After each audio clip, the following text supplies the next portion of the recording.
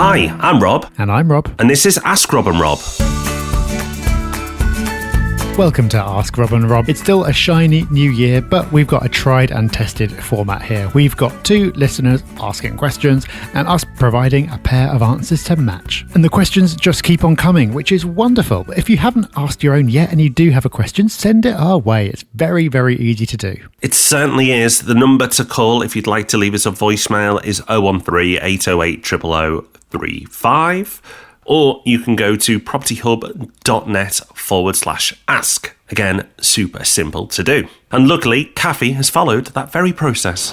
Hi, Rob and Rob. My name is Kathy. Thanks so much for your podcast. I really enjoy listening to them. I have a question about viewings and proof of funds. An estate agent has said to me that they won't let me view a property unless I give them proof of funds. But I really don't want to send them a bank statement because this is highly confidential information. And if I do multiple viewings with multiple agents, I don't want to be sending my bank statement to all of them. So to me, this is such an invasion of privacy. I don't think they have any right to request such private information, and it's none of their business. And on the other hand, when I had an offer accepted on a property that was tenanted, the estate agent refused to give me any information on the tenant, including a copy of the tenancy agreement, for privacy reasons. They wouldn't give me any of this information, but yet they demand that I give them proof of funds just to view a property. So my question is there any way around this? Do you send them copies of your bank statements, or what would you do? Thanks so much. Kathy, interesting question. I've never been asked that before, Rob. Have you? Well, no, but that's probably the gold Bentley you drive around in, Rob. That'll be it. You joke, but those signals are important. But no, to me, that doesn't sound normal. Clearly, it does happen sometimes because it's happened to you, but it's not typical. In fact, I'm actually surprised that agents don't qualify viewers more, considering how much of their time they have to give up to go and show a property. I don't know, but this might tell you something about the state of the market in your area. If the market is particularly hot and the estate agent's really busy and they're really confident about getting offers, they might be raising the bar a little bit. If the market was really quiet and they were desperate to get a sale, I'm sure they wouldn't put barriers in the way. But what should you do in this case? Well, whether you like it or not, they're the ones who've got the instructions. So you've kind of got to play by their rules if you want the property. So you could decide that you just object to it and the property's not worth it to you. There's another 5 like that. So you're just going to go and view those. Totally fine. I'd very much respect that position. But if you can bear it and you really do want to see this property, then what I would do is just send them a redacted bank statement. I do this when asked for proof of funds after having an offer accepted. They'll normally ask for a bank statement at that point. So I'll just send the first page with everything except the balance and my name blanked out. So I'm giving them what they need to know, but not giving away any more information than strictly necessary.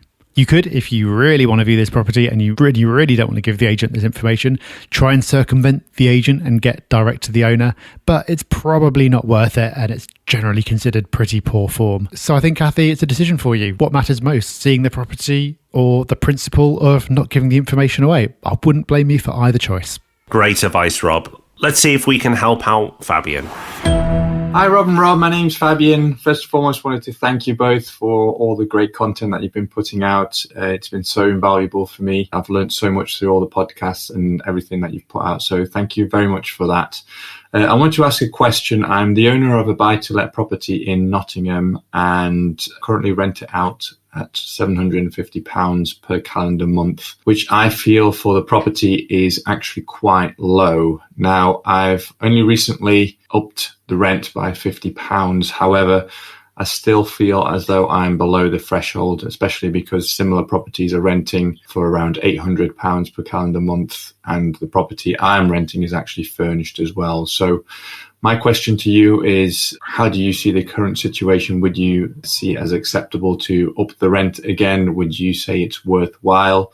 The current tenant I have is paying very well or pays every month without fault. And I would just like to get to know your thoughts. Obviously, in the middle of a pandemic, I don't know if it's ideal to up rent twice in a year. However, at present, I'm getting below what I should be on a yearly basis. So it'd be great to hear your thoughts, and thank you once again for all the information you send out. Great question. Thank you for this, because it will help you, hopefully, but this answer will help a lot of people out there, because there's going to be so many investors, landlords who are in this position right now or potentially could be in the future. As you've said, you've already moved your rent up by £50 per month, but you still feel that it's about £50 short of where it could be. So you're currently letting your property at £750, but it could be £800. So on paper, that could be costing you £600 per year. But I use the word could because it's not necessarily the case.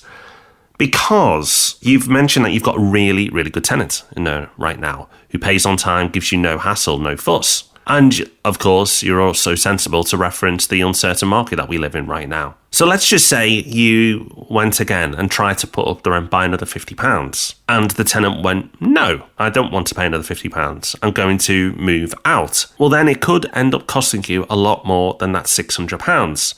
Because when they move out, you might have to do a tiny bit of repair to your property, a bit of paint, whatever else. Maybe not a lot, but maybe a tiny bit. That could cost you. But let's say you're lucky and that doesn't happen. But you do have to acknowledge the risk.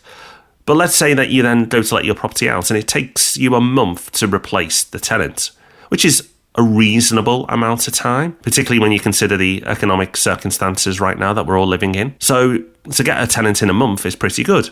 And that tenant pays you £800. Winning, right? Well, not initially, because you've missed a month's rent. So you've missed a £750 payment that tenant would have made, which means that it'll take you over a year to make up that difference. And that tenant then may move on at the end of that year, so you didn't actually make it up at all. Furthermore, your new tenant might be a nightmare, or just a bit harder work than your current tenant. So you have that time investment that goes into a tenant. Even if your property is fully managed, if you've got a tenant that's a bit challenging, that letting agent may still want to call you up to get your input on how you want them to proceed. So there is a cost on that time as well. It's harder to value that time, but there certainly is a cost. So what seems like a simple question initially actually has far more to it. And my advice would be to either accept where you're at now, because you've recently put the rent up, or possibly test the water at a slightly higher increase next time around. You can, of course, try the 50, but maybe you want to go in at 25. But if you try the 50 and the tenant seems reluctant to commit to that and makes noises about moving out, maybe you want to compromise and meet them halfway. Or you may be, after reviewing that answer, be content to just leaving things as they are, because with these tenants, life's a lot easier at the moment. So, Fabian, plenty to think about there. There is no right or wrong decision, but when you make a decision, you should weigh it all up. Well, that is us done for another episode of Ask Rob and Rob. We will be back to do it all again, maybe with your question, who knows, next Tuesday. But before then, we'll see you for the Property Podcast on Thursday. Until then, bye-bye. Bye-bye.